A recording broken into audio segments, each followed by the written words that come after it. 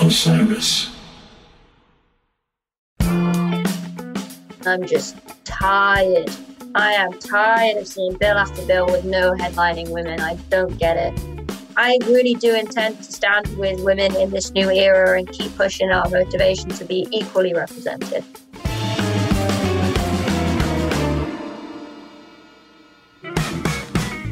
Hi, this is Maggie Rose. You're listening to Salute the Songbird on Osiris Media. Salute the Songbird is a platform for women in music to share their stories and let their voices be heard.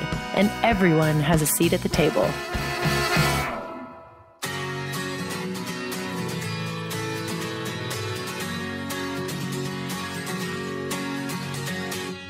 Does she wake up, put on makeup in the bathroom, and go to work and stay real late and text you she'll be back soon? Bet her boss runs his fingers round her pretty blonde platinum do. I bet you never thought about that, did you? And it's none of my business, and I don't wanna get involved. If you're thinking that she's good, I think you should be tough. She got you on your knees like a little boy. Everybody sees that you're just a little toy. She's got a bunch full to the daddy lollipop. She asks you if you love her and you nod and say,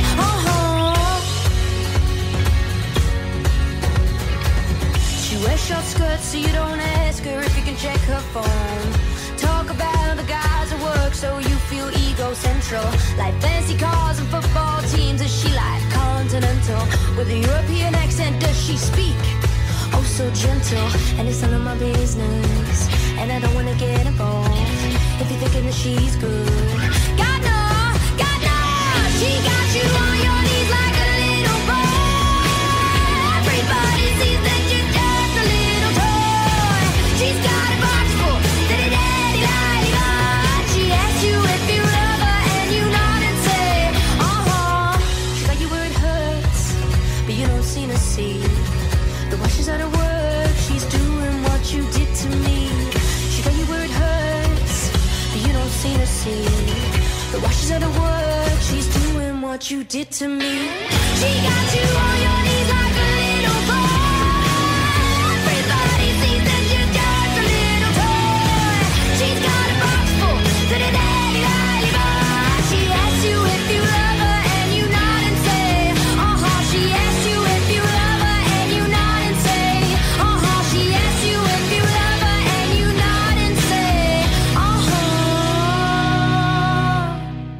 I think people wanted me to be country. I don't mind Americana anymore. I think Americana is just like, it feels to me like songwriters, like they're my companions. Like I would love to be up with Brandi Carlile, like some of my favorites like Lucinda Williams, like they're my heroes. But country's hard because it's even now quite a male space. I think Brandi referenced it in her most recent book, actually, saying how, and the way it sort of is quite reductive of women in its lyrics by men as well, I found quite interesting. And due to it going into pop, I feel like, because I really love the way that in the 60s or 70s it came full circle when you had Dolly and Emmylou Harris and, Tammy Wynette. They were all coming out and being extremely feminist at the time, even though ironically they don't identify with that label, which I find such an interesting debate. Interesting is a good word for it.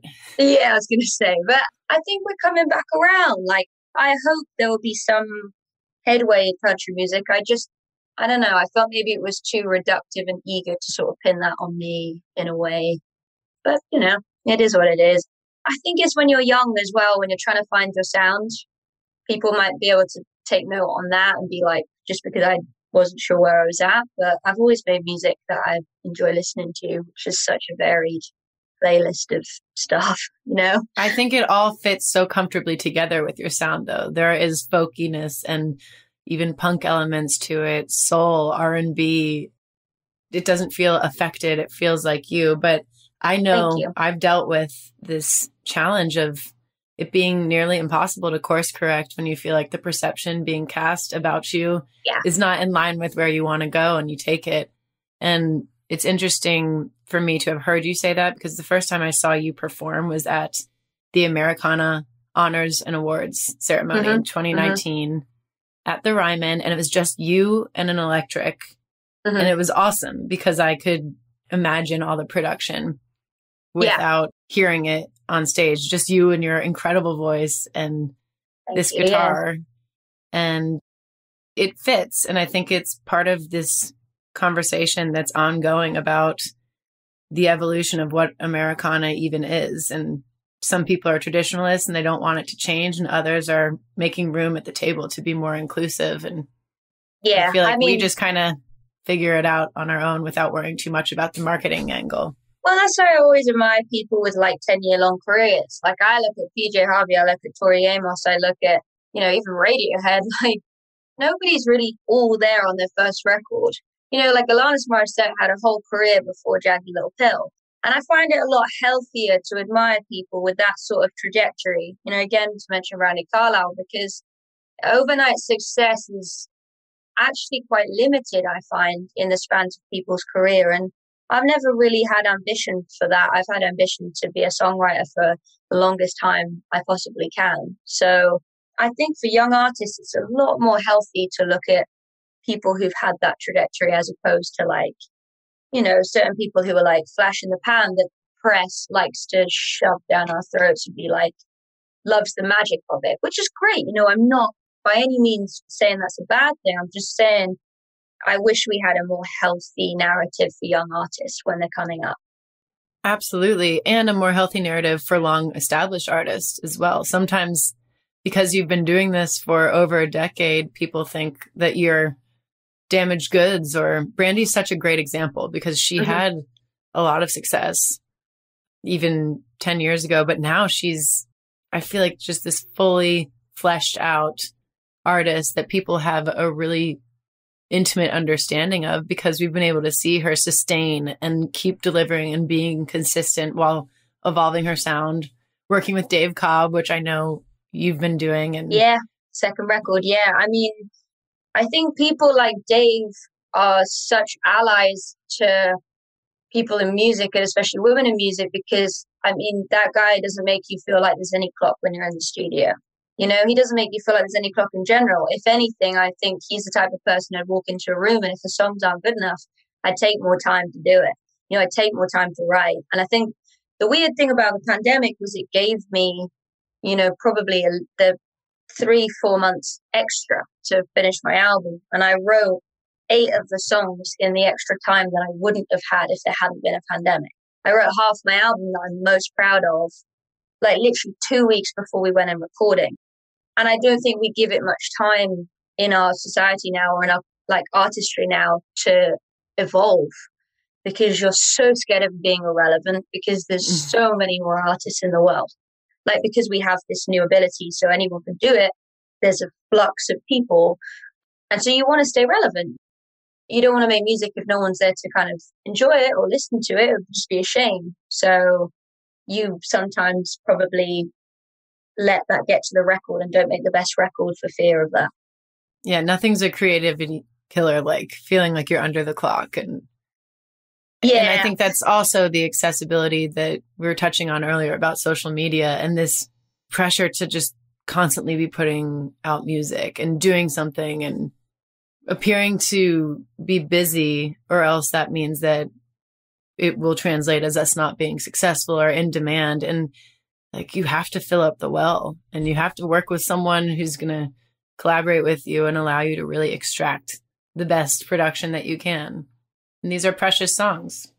Exactly. And I think it would be fine if normal life allowed you to fill up the well. I think it would be fine if, we weren't so attached to the age-old boomer argument of phones are bad. But if we weren't being hounded by other people's visions, which is in effect what a phone is, it's in effect what social media is. For all its negatives, you are seeing people's visions. But sometimes you need space from that to ever get your own or to carve your own. I have to go to such an alien place to write or record. I can't write at home. I can't write on my phone. I have to just go for 6 to 8 hours and be in my own brain to work out what it is I want to say and if it's worth saying and cut things down. And unfortunately, having a handheld device that is exposing you to people's visions 24 hours a day, I don't think that's the best creatively.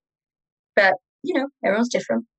No, I totally agree. And it's interesting. I haven't really talked in this nuanced of a way with another artist about it, about the bombardment of other people's creativity. I think I'm a firm believer in order to be worth a shit, we need to consume great music and be listening and paying attention.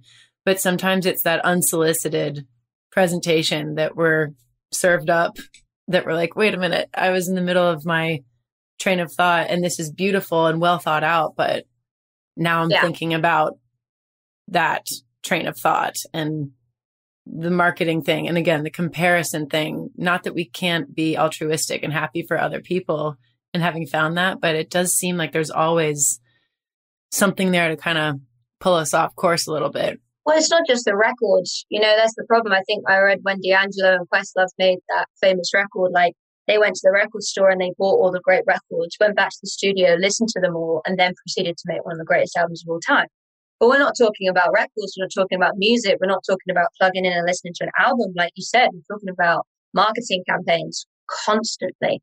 And ironically, I've moved to the most, the capitalist country in the world. But like, it's heavy at the minute. Yeah, it's heavy. It's every single minute of the day. And you have to remind yourself that while it can be a friend to your vision and a friend to your art that you've made, because again, more people will be introduced to it with a successful inverted commas campaign, it's the enemy of really trying to source anything, grow anything. It's like dark to plant. It does feel Black Mirror-esque. Yeah, Black Mirror-esque in the sense that it's like subliminal messages just kind of flashing across our screens all day long. And I have been a little bit more gentle in approaching my curiosity about like, why did I just have a mood swing? And I can usually attribute it to something. Yeah, I'm like, why am I violently cranky all of a sudden? And I attribute it to having seen something that just made me feel unworthy, not enough, which is, I think, another enemy of creativity. And you're probably exactly right, because it's aimed to emotionally manipulate you.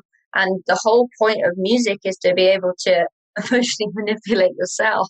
Right. Into feeling better. That's why you write, like to feel better or to get it out of your system. So the two comparisons are both coming at you. You're not getting anything out. They're like both kind of looking in. And I imagine that's probably why it's too much, because you're just in a one-way stream of consuming as opposed to getting it out, which is so healthy for people to do, which is why we all do music in the first place, to get it out. Right.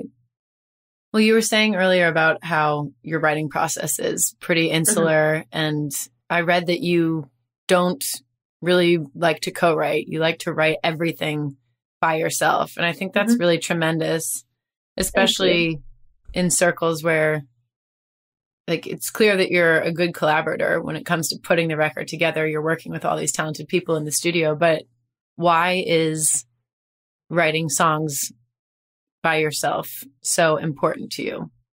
I think initially it was a mixture between wanting to be seen as a writer and feeling like if I had collaborated with people who didn't really represent my experience, especially as a young woman, I always found it a bit dissonant going in with an older white guy and trying to explain my experience. I just found that dissonant. I found it very hard. I found it quite musically violating. I didn't like it, to be honest with you. Maybe that's because I didn't find the right guy. But I also was kind of facing this point that I wanted to be seen as like this standalone songwriter, which I felt like I was, which I needed to also do. Like I needed to get better on my own. So yeah, it's a mixture of being precious and not finding the right person, perhaps. But then, it's ironic. This next album's about being in love and trying to get away from a past perspective on being in love. When you're a kid and your family is a bit of a mess in terms of divorces and stuff like that, you have to really start to define it on your own and not put it on your partner, this perception you have of it. And it was ironic because I started writing with my partner with this music. So I write the starting idea and he just helped me develop it to a better song. So it's a nice kind of cycle, I think, for me, like coming back to the start, being able to write with someone else and not be as precious and make the songs better, I think that's pretty awesome that you had that self-awareness so early on, because I think, and at the risk of sounding ungrateful, I had so many people to collaborate with when I moved to Nashville as a teenager. And it was a bit of a baptism by fire kind of crash course in learning how to write a song. But it's hard to find your voice and what you want to say from the jump when you haven't given yourself a moment to kind of incubate in that. I remember coming out of them rooms crying.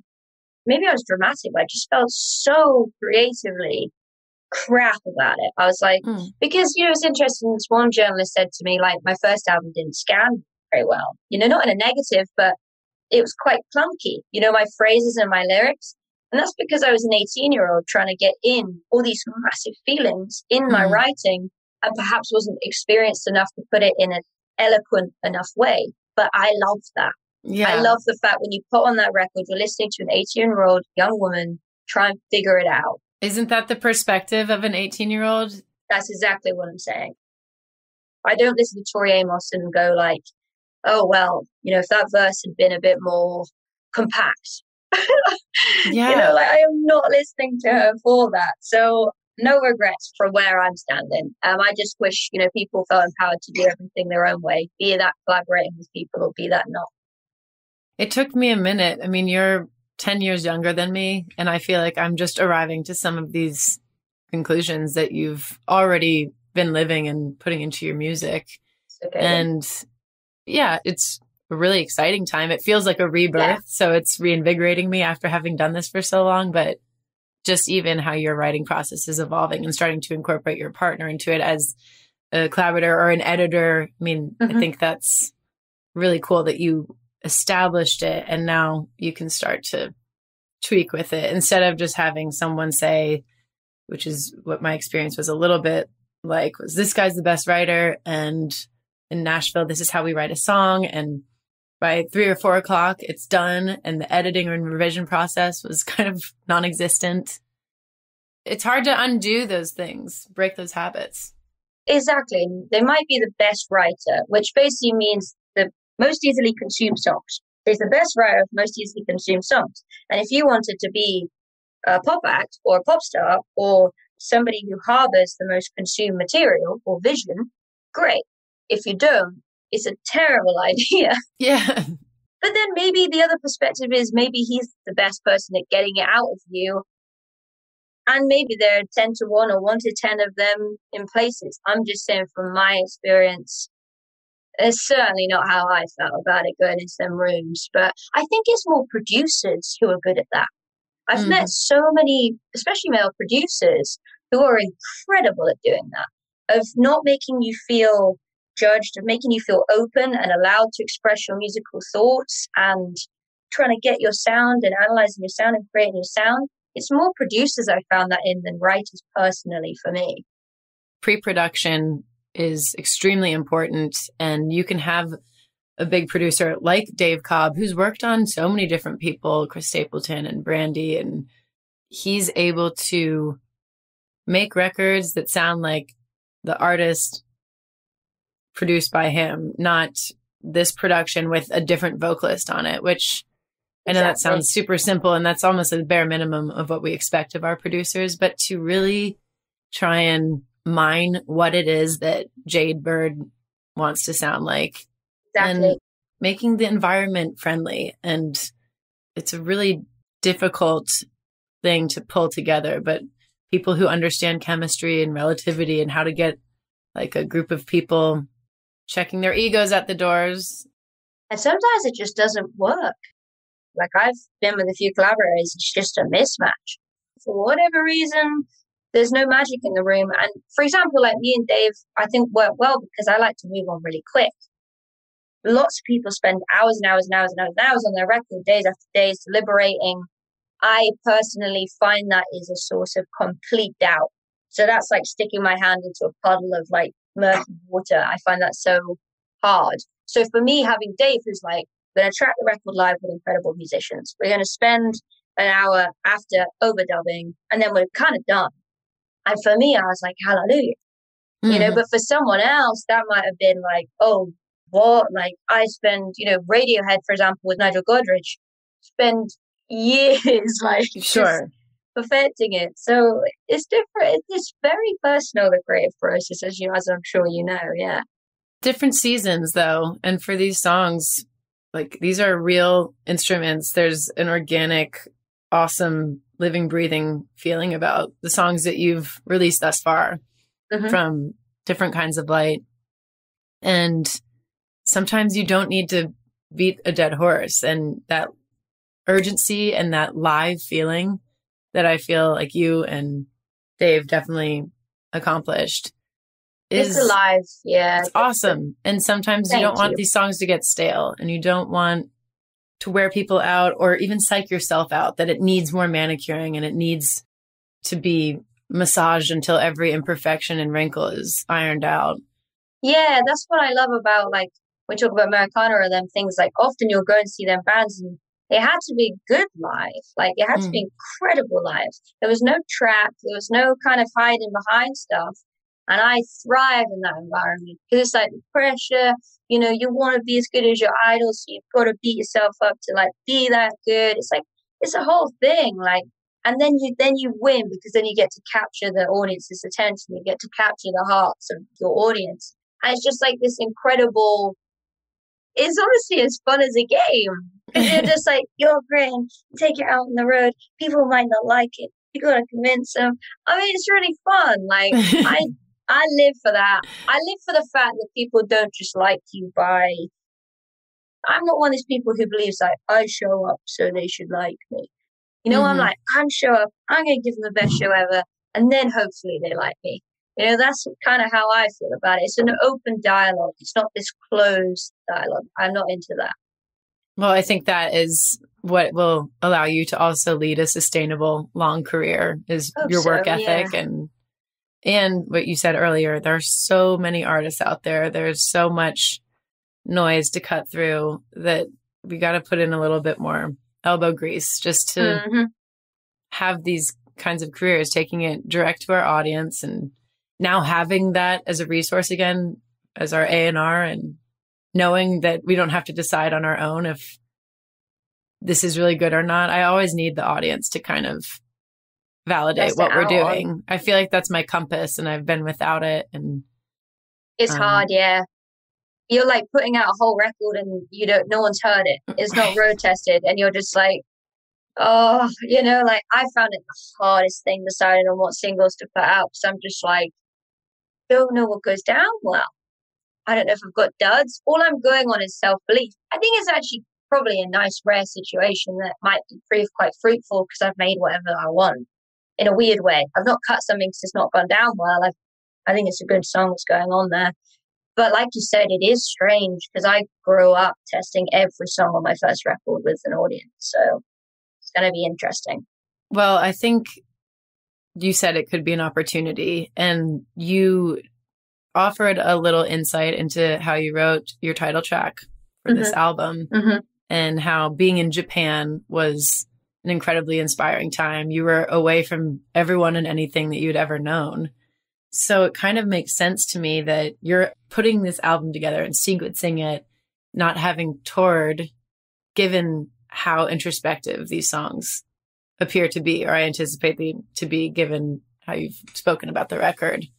So it's kind of cool that you've been able to do all of this in your own space, being totally autonomous. And it's ironic you say that, because I think the strange common thread with this phase of my life and being 23 and not kind of as young as I was, like, I think it's actually being able to put others first. I think this album is a lot to do with exploring somebody else, be that fictional character or be that my partner or be that someone who doesn't believe in themselves, or trying to extend empathy.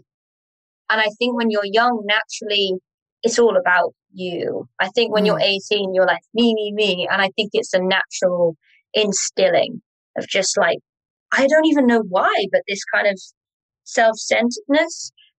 Maybe it's a healing thing. You know what I mean? Like if you had bad experiences with others when you're young, go in, or at least probably is for me. But it's so nice to be able to not be like that as much anymore and to be thinking about others. And my writing has improved mountains because of that.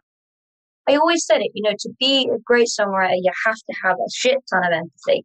like if you're, writing a book, you want to be on the shoulder of the character. You can't do that if you're so obsessed with yourself. So I'm so proud of developing as a person over the pandemic, and therefore by proxy a songwriter, I think. And it doesn't read as self-centeredness to me at all. It kind of seems like someone who's realizing their place in the world after having toured extensively as you have and played all these festivals and being in a place that's completely foreign, realizing how small you are and our connectivity to one another through music. That's sort of how I read that, like just feeling out of place, all of us feeling collectively out of place during this time, identity crises. Yeah, which can be good to reset, I don't want anyone to go through any trauma or pain, and this time has been horrendous for people, and sometimes to the demise of mental health. So I want to be careful about saying, it's good for everyone to grow, because it might sound a bit patronizing. I think I just don't take people for granted in my life. And even though I didn't want to, and I've never been the person to do so, I think sometimes unknowingly you can fall into a trap when you're so busy and trying to make it and trying to make it all work and be a workaholic and that kind of thing. So, yeah, like I said, I'm happy with that change. Yeah.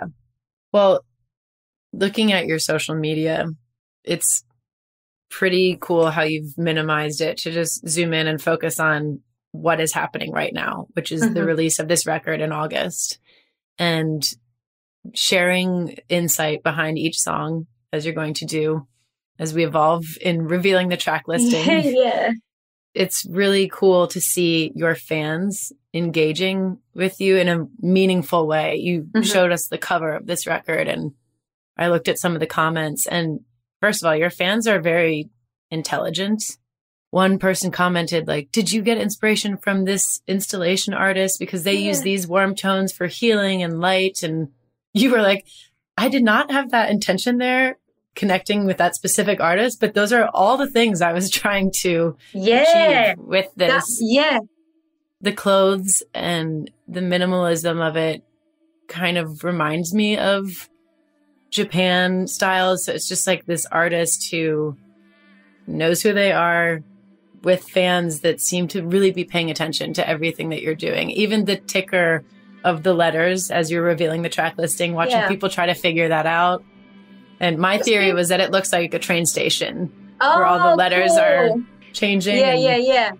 I think what's really important for people, especially, like I said, young artists, to understand is there's so many people behind all of that. There's a team. There's so many people I respect and love with all my heart working with me on them things and bringing my visions to life. And so that's why I think it looks like it adheres to such a great image. It's like the creative director I was working with, Liz Hirsch. She heard me. I put on my Pinterest like apocalyptic yellows, like these big light installations. Like, I really loved all that stuff. And I turned up to the shoot, and you know what? Her and Colin Lane had cut out a huge foam circle of orange and backlit it. It was just this amazing moment for me of being like, I feel so heard in this moment. I feel like all my ideas have been so heard, which is an incredibly fortunate position to be in.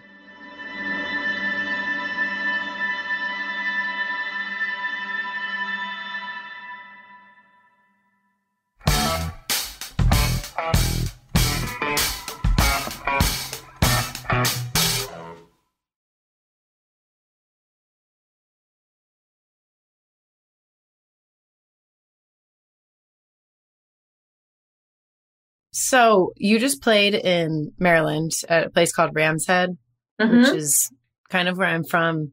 Oh, wow. And I have a resource who got your set list, and they were saying that you cover Dolly Parton and Black Star and Johnny Cash, Radiohead. I would like to know, how involved is the process of your cover selection to supplement your original material? And my songs are so short. So my songs are like 2.5 minutes. So I can play 18 original songs and still be cutting it at 52 minutes. So like, it's tough to put together a full set. And, on this tour specifically, I didn't want to play all the new material because I felt like fans are coming out. It's our first show back. Like, I don't want to be like, you will listen to all of the new songs you don't know. You know, Right. I just felt that might have been a bit gratuitous when the album's not out. So a way of kind of combating that and having a nice break, a nice breather, is to put a cover in. And the thing about covers for me is there's always a story behind the ones I cover. So it's like the Dolly Parton, Chet Atkins cover of Do I Ever Cross Your Mind? I could do 3-part with a support act, Savannah Conley, shout out. She's Nashville. She's incredible. I love Savannah. Yeah. She's amazing. Funniest person I know. Like another genuinely. artist Dave Cobb has produced as well. Yeah. She's phenomenal. And her record sounds totally different from yours. It's quite Exactly. So like that meant we could do that, and I was obsessed with that song. I listened to it on my porch in a very southern way, like again and again and again. The Gillian Welch, Dave Rowland's cover of Radiohead. I just don't know anymore. Blame it on the black star. Blame it on the fallen sky. Blame it on the I was kind of taken by that, really moved by it, so I chose to add it to the set. And Johnny Cash is where I started, you know, playing bars and clubs when I was a top. So, you know, I think it's not necessarily in a reductive way that's like putting covers in because I need to. I think it's just like it adds to the story and it's fun and the audience love it. I've seen every road in this here land. I've been everywhere, man. I've been everywhere, man. Across the deserts, man. A breathing mountain there, man. I travel, I've had my share, man. I've been everywhere. What's the strongest indicator that you know you found that balance of marketing efforts, but also to know that this is a representation of me? It's just gut instinct. You know, I sit there and I get asked by my manager or whoever, like, do you want to do this? And would you like to put this song in there? Would you like to cover something that will be worth, you know, more people will find you? And I sit there and I weigh up pros and cons, and then I go, yes, I will do this. I never go against my gut. I'm never told to do something. Well, I'm never told to do something anyway. I think I'd be in the wrong team, but I'm never asked to do something and then, like, go, yeah, I'll do it. Never happens. So Across the deserts, baby. A breathing mountain there, man. I travel, I've had my share, man. I've been everywhere. Where were you when I was 19 years old? I needed you to be like my big sister at that time. Oh. It was also a really different environment. I approached my younger self with a lot of compassion. You have this song on Jade, your self-titled album, that's called 17, that I love because it just really captures that compassion for our younger self and how everything does seem clunky and yeah, and you're vulnerable. Like the biggest thing I've learned when like looking back at myself, like when I've been young, you know, in a kind of therapeutic situation, like you're extremely vulnerable. And I went through my vulnerable years thinking I was a hard ass, thinking I had to be a hard ass. Like there was a lot of tough upper lip, like getting me through it all. And, you know, it hurts. And I think that's why my songs came out like they did, despite being so young. There was a lot of pain. And there's no easy way of putting that. And there's no easy way of telling somebody that. But unfortunately, like in pain, there's growth just as in happiness there is. And that always just trickles down into songwriting if that's who you are. Stay, let me explain why I act so mean. Don't look away, baby, it's not all that it seems. I'm so afraid that you'll just get up and leave. My heart will break like I'm 17. Break like I'm 17. I say less than I should, I say more. I know that you went to the Brit School of Performing Arts, and I did, yeah. Adele went there, Amy Winehouse, Leona Lewis, and I know that there's a notorious wall of alums who've gone on a photo wall. Are you on the wall at the Brit School? I don't know. The one thing I will say about Brit is that there's a misconception of it being a fame academy. I think a lot of people assume because of the alumni, it's meant to just push out like big musicians, where in reality, the amazing thing about a school is it embraces individuality. Oh, you like jazz? Go and play with the country singer. Oh, you want to be a country singer? Go and play with this rap artist. It just meshes you together and under one common thread, which is music. It's customizable for the artist, like a good producer should be. Yeah, and it's also battling ego as well. Because if you're 16 to 18, heavy ego there. I mean, I know from some of the rehearsal rooms, everyone thinks they're the shit, or really doesn't. Right. And then you get in a room and you've got to make a performance work by the end of the year. So it doesn't matter. It doesn't matter how good you are at your thing. Now I've got to go and play Luther Vandross on piano. You know? So it's actually quite brilliant the way they do it. And I have nothing but good things to say about the school for that reason. By no means was it like, oh, you're so great, you're so talented. It was just like, cool. Can you make this work? Can you do this? Can you learn about this? If you're so great, like, which I loved. I thought that was amazing. You've hit the festival circuit. Glastonbury is such a cool notch to have on your belt. And then the festivals that you have coming up, I think it's just really cool to see the diversity with whom you're playing. But Dolly Parton being one of your songwriting heroes, and you guys played the Newport Folk Fest together, and all of a sudden you're on stage with Maren Morris and Amanda Shires, Natalie Hemby, the Highwomen, Brandi Carlile, your huge inspiration. And then Dolly walks out on stage, and it just must have been absolutely surreal.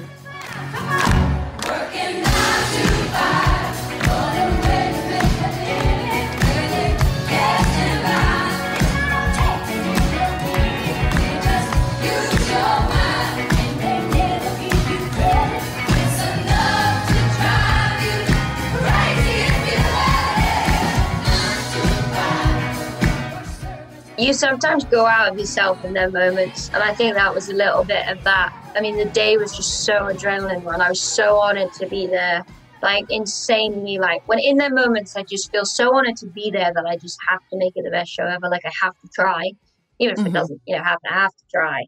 And I remember when that happened, it was just almost like a reward at the end of the day, the fact I got to do that. I was like, I remember her coming in a big, like canary yellow suit with like a big, sequin wagon wheel on the back. Oh, I can see the suit in my mind right now. It was such an iconic moment. Yeah. I mean, the best thing, actually, we sung, I think, 95 with everyone, which was just felt timeless.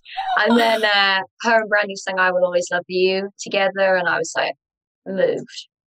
There are these moments like that where you try and go outside of your body so that you could absorb as much of the experience as possible. You even want to see what you are doing in the moment. And it just was like a very powerful thing to see the Highwomen and you and this legend on stage at this iconic festival. I mean, that's what it's all about. Oh, that's so good to hear. I mean, that is literally what it's all about. I remember I Get No Joy, which is the one that goes down the well live. It's this really visceral, like, kind of screamy song. I love that song. Oh, it's a good shower, brush your teeth, headbanging song. What do you need? I get no joy. I get no joy. All the words I'm about to say, can see to get them out my head. Everything because everything you live, you love, you love, you dead. I get no joy. I wrote that because I remember I was getting so numb to playing all day, every day, like playing live. I needed something to like snap me back into reality. I remember writing that song in upstate New York and being like, this is the song. If I ever feel like I'm getting carried out of my body, sort of disassociating, this is what's going to bring me back. So thank you for sharing that. That's a feeling I have had many, many times. And I think in your title track of Different Kinds of Light, that line where it's like, we're just surviving, we're not thriving. We've been surviving, not thriving, honey, living on time that's not ours. So who's gonna call you tonight? Who's gonna make you feel storms and thunder? Who's gonna bring you to life? Who's gonna make you feel beautiful under different kinds of light? Different kinds of light. That hit me hard. And I think with I Get No Joy, and like, we need to remember to not always be in conservation mode where we're just going. And then at the end of the day, there's nothing left. You're not present. Yeah. Because then we can't be a vehicle for joy for people who are really looking to you for that. I totally agree. But I certainly got joy from being able to witness that moment, albeit virtually, is pretty awesome. Do you think playing festivals like that, because as someone who is, versatility is your brand, I would say, in some ways, by being in proximity to these other artists, is that a way to advance forward by exposing your music to their audience, learning from other artists, and just showing that you are someone who belongs in this space with people who are wildly different? Or it has been, but completely accidentally. Like, I randomly went on a Brandy tour, and in the UK, you know, Brandy's music doesn't necessarily cross like a super amount. The UK isn't very into any sort of country at all, so it wouldn't have crossed over. And I literally got thrown on a Brandy show to, I think, 2 or 3 shows maybe. And I saw all her family, and I saw her, and I saw her play, and I saw her confidence and her calm and her charisma. And I was like, oh my God. I remember being like struck because I was so young, and I didn't think you could have a family as a woman if you wanted to be a musician. I didn't even think you could take a kid on a tour bus, you know, a dog, let alone a kid. And I remember seeing her and being like, oh, so you can? Oh, so it's possible? She'll never understand how much that meant to me as a young person. I'm seeing that possibility. And it's the same for everybody. It's the same for when I got thrown up with Hosier, Lumineers, you know, these big support kids, Brent.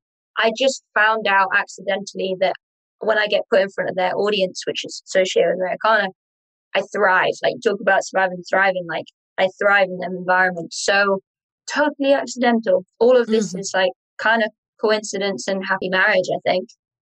I think festival audiences too are really specially designed, where they want to absorb a variety and get on board and discover. Yeah, no one says, oh, I found you from an internet ad. Like, when I go to the merch stand after a show, they're like, I saw you at Hosier, I saw you at Brandy, I saw you at Coulter Wall. You know, like, no one says, I saw you because you were advertised on my Instagram page.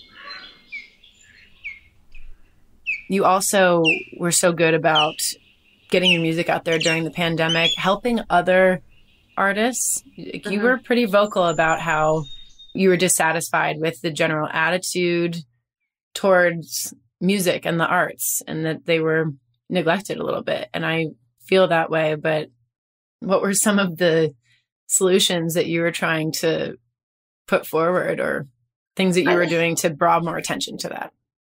It's hard. The UK is quite difficult at the minute.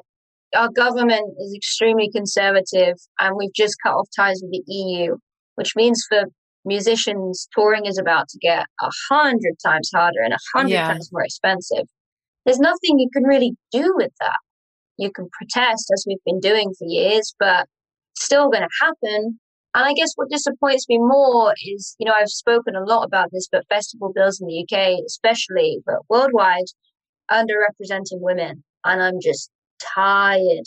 I am tired of seeing bill after bill with no headlining women. I don't get it. I'm beyond frustrated about that, to the point where I just don't understand why male artists, because they're the ones that are getting booked, can't boycott these festivals. But no one does. No one ever does. So really, really tired about that. But in terms of what I do, I just try and keep a community close to me. I'm in Austin. I'm trying to meet new artists. I'm trying to bring new artists on stage. I'm trying to do all that stuff that my heroes have done. It's hard to make any bigger splash than that, but I'm sure things will come together, like I said, a boycotting or something of these festivals, because that is doing my head in. Well, it's just strange to see like a 5-day festival. And I've talked to other artists, female artists, are like, oh, I'm on it too. And of course, we're not on the same day because, God forbid, we're booked on the same day. We've already got that slot filled. And it just also seems like a little bit of an afterthought, and not just in the festival circuit, but in the writing rooms, and sometimes we need to get a girl involved in this round, or the whatever. Figures are just ridiculous. Yeah. Like, I'm reading this book, She Proclaims, by the same author as like Dear Madam President. Mm-hmm. And the figures in business in general is just overwhelmingly insane. It's a new era, though. I really do intend to stand with women in this new era and keep pushing our motivation to be equally represented. That's something I've been passionate about since I started. Women's rights, and especially women's healthcare rights and stuff like that. So, like I said, I really hope this era continues. Yeah. I think you've been vocal about being a feminist, about putting more emphasis on the arts, about mental health awareness. It's really wonderfully intentional. And then even what you're saying earlier about collaborating with other female creators, photographers, making sure that we are just being aware that they are there. Yeah, and every woman has a story. That's what winds me up. Every woman has this. Every woman who is a professional woman, and even isn't like that, but as a professional woman in their workplace, has a story of being harassed or not treated fairly, and it always being enough blurred lines through the hands of the males in that environment, so they can't prosecute or they can't get the upper hand. And obviously, I can't even talk about the people now because for their sake. So I am tired of it, and I will continue through my career to support them women. So you're absolutely right. I'm a feminist. It is really annoying. I don't want to end on a bad note, like a really aggressive note, but it is so annoying. Yeah. Well, I will save you from ending on a bad note, because you already are doing that work. I can see that by agreeing to be on this show, you're doing that. And just this conversation. Oh, thank you for having me on. I really needed it this week. In particular, just because of this re-entry anxiety and dealing with imposter syndrome, and knowing that there's that community out there is so important, which is why I wanted to start this podcast during such a dark time for us as women, as creators. And it's been just an absolute gift. But I've ended every episode on a positive note with the question of what you perceive to be an advantage of being a woman in the industry. Oh, that's an amazing question. Being underestimated, I think, is always an advantage. I think in my career, being young and being a woman, I always felt like I could just smash through whatever people thought I was going to do. Be that live in a blues bar at 16, be that in a pub at 14. Like, I was just like, no, you know what? I'm going to smash this. And you're going to watch your faces when I do.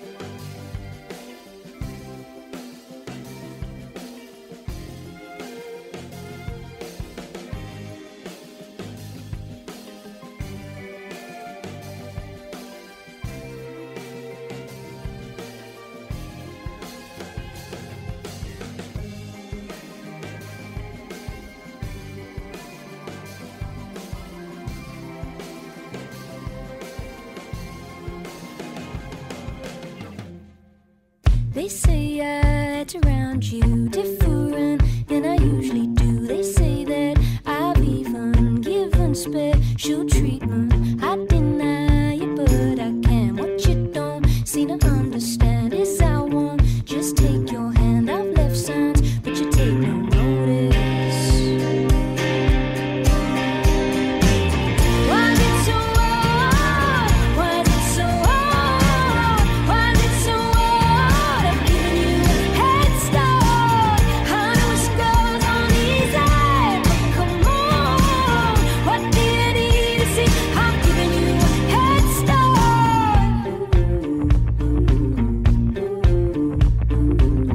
I've more pride than many. This is kind of rare for me. Everyone knows that it's true. You're the only one in the room, but you don't see me, do you? Must be blind, I'm not too. That's alright, I'll keep on putting myself on the line. Why is it so hard? Why is it so hard? Why is it so hard? I'm giving you a head start. I know it's going on easy, but come on. What do you need to see? I'm giving you a head start. Is there a way to get your attention? Now looking like a fool. Should I slip it in all conversations? By the way, I love you. Why is it so hard? Why is it so hard? Why is it so hard? I'm giving you a head start. I know it's going on easy, but come on. What do you need to see? I'm giving you a head start.